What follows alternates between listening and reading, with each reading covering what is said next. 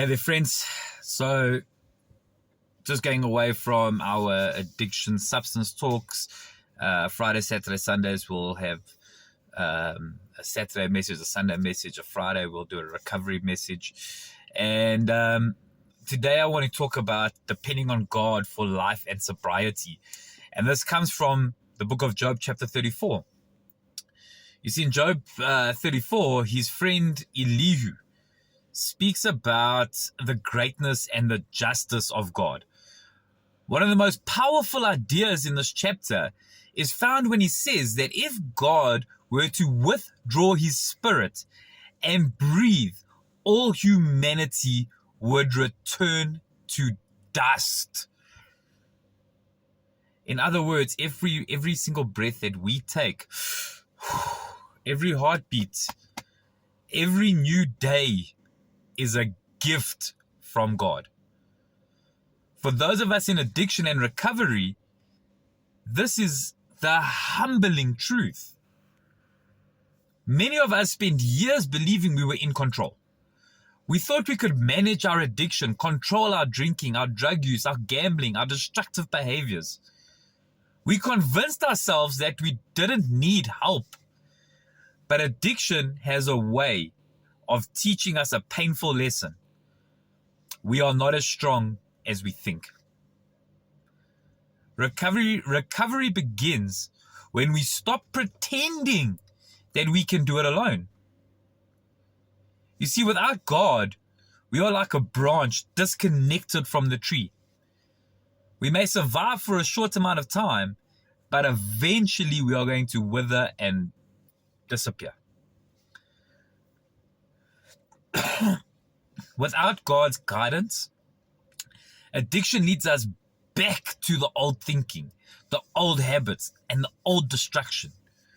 We need His strength because our own strength has limits. See, but this chapter is not about hopelessness. It's about dependence. The same God who gives breath is the same God who gives new life. When we wake up sober today, that is God's grace. When we have the strength to attend a meeting, make a difficult phone call, apologize to someone we hurt, resist a craving, God is providing strength and opportunity. He is constantly opening doors for us. The challenge is that we must walk through those doors, my friends. God can provide all the recovery programs, but we have to attend it. God can give us wisdom through scripture, but we have to read it. God can provide opportunities for healing, but we must choose to act. You see, faith is not sitting still and hoping everything changes. Faith is trusting God enough to take the next step that He places in front of us. Think about the Israelites standing before the Red Sea. God parted the water, but they still had to walk through that water. They had to walk through that dry land with the sea on the sides of them. I'm telling you now, I would have out the back. I would have been scared. But see, in the same way, God creates a path to sobriety, but we must be willing to walk it one day at a time. And I'll tell you what, when I started that walk, I was scared. And so are you. But we have to do it to get there. Job 34 reminds us that our lives belong to God. Every single breath is a gift. Every sober day is a gift. Every opportunity to change is a gift. So when recovery feels difficult, remember this. God's plan is bigger than your current struggle. There may be days where you don't understand what He is doing. Just as Job did not understand why he was suffering. But God sees the entire picture, while we see one single moment. So trust him.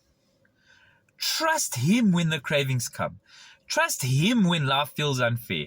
Trust him when progress seems slow. Trust him when you fall and need to get back up. Because without him, we are dust. But with him, we can become the people he created us to be. And my closing thought is this. God provides the breath in our lungs, the strength in our weakness, and the opportunities for our recovery. Our job is to trust him enough to take the next step. Sobriety is not achieved in our strength alone. It is built one day at a time through the faith, obedience, and God's grace. I love you guys. I will see you tomorrow for a Sunday message. For a Saturday message. I love you. Bye-bye.